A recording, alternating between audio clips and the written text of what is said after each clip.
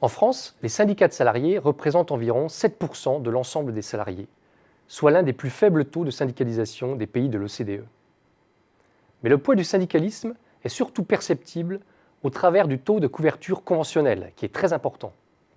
En 2012, 98% des salariés étaient couverts par un accord de branche ou d'entreprise, selon les chiffres du ministère du Travail. Cependant, si un grand nombre de salariés français sont couverts par la négociation collective, les enquêtes internationales révèlent que les relations entre les salariés et leurs employeurs sont de mauvaise qualité en France. Environ 15% des salariés français estiment que les relations avec le management sont assez mauvaises ou très mauvaises. Or, le déficit de confiance et de dialogue entre les partenaires sociaux a des conséquences négatives et appelle à des évolutions significatives de notre système de relations sociales. En particulier, il conviendrait de donner plus de poids à la négociation collective en entreprise, non sans avoir au préalable renforcé la représentativité et la légitimité des partenaires sociaux.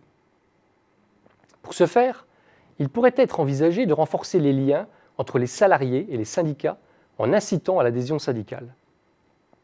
Or, accroître l'adhésion syndicale implique de proposer de réelles contreparties aux salariés, à l'instar des pays scandinaves qui offrent de nombreux services à leurs adhérents.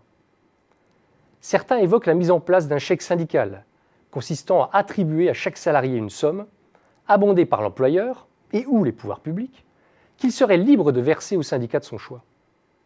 D'autres envisagent un financement via une cotisation sociale obligatoire généralisée à l'ensemble des salariés. Parallèlement, il conviendrait d'améliorer la communication et le partage d'informations au sein des entreprises par des canaux moins formels. En France, la qualité et la fréquence des échanges entre les salariés et leurs employeurs sont relativement faibles et les syndicats peinent à jouer leur rôle d'intermédiaire. On peut noter que la défiance est forte du côté des employeurs et que les syndicats ne sont pas les seuls responsables de ces mauvaises relations de travail. Enfin, une autre piste pourrait consister à renforcer la présence des représentants du personnel au sein des conseils d'administration, comme cela existe en Allemagne.